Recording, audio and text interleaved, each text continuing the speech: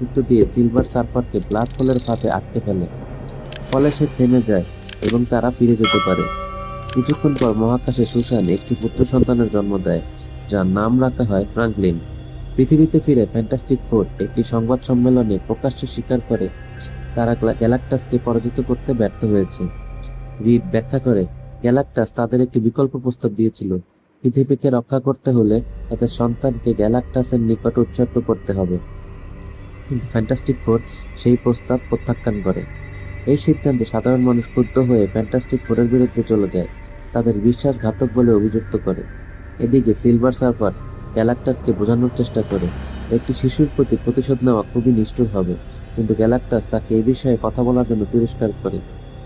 Read পৃথিবীকে গ্যালাক্টাসের হাত থেকে রক্ষা করার জন্য এক সাহসী পরিকল্পনা করে।